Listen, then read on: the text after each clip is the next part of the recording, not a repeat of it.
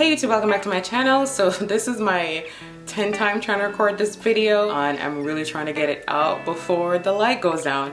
I am not in my current room. I am actually away and I brought my camera and I figured I'll just make this video because I want to do a series of financial videos every Friday or at least every 2-week Friday and post them.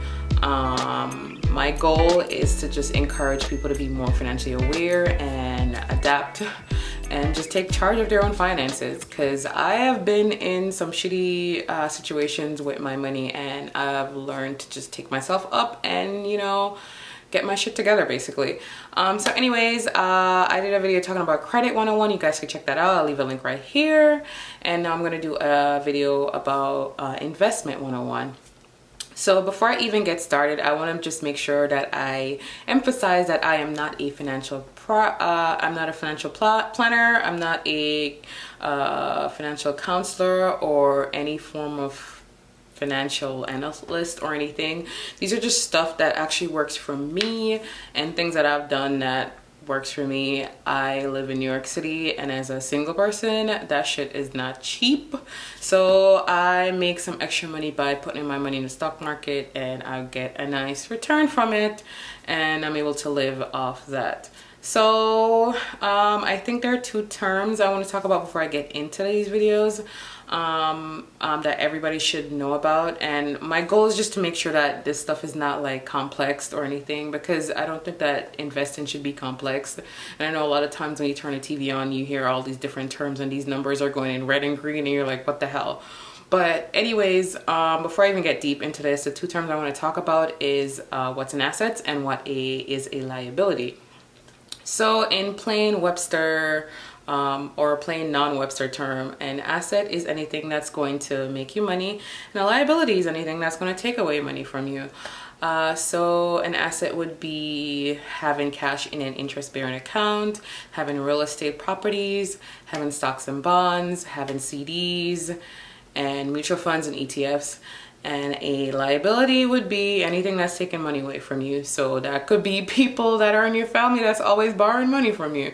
Your car payment, your insurance, student loans, anything that's just withdrawing money from you and that's not making you money at all, I would consider a liability. How can you get started on investment? So like the non-Warren Buffett of the world, you could start investing your money in different accounts. You could speak to a financial advisor if you want to invest a large sum of money. But if you're like me that only makes like a certain amount of money per month and is just trying to grow their money, you could start investing it into a retail stock account.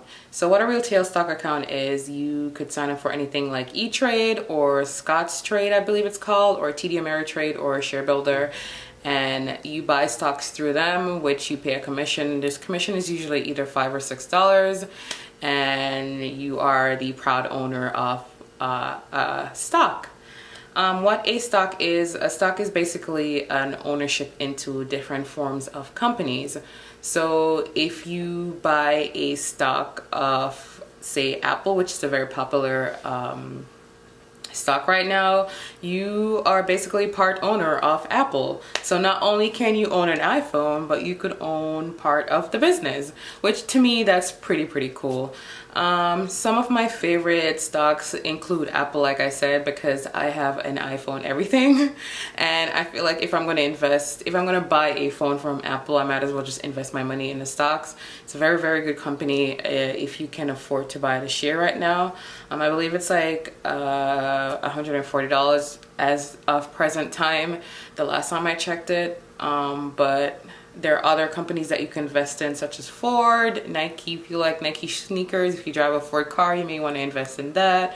If you love to shop at Sephora like I do, you may want to invest in LVMH, which is the parent company of Sephora, or any other forms of company that you like.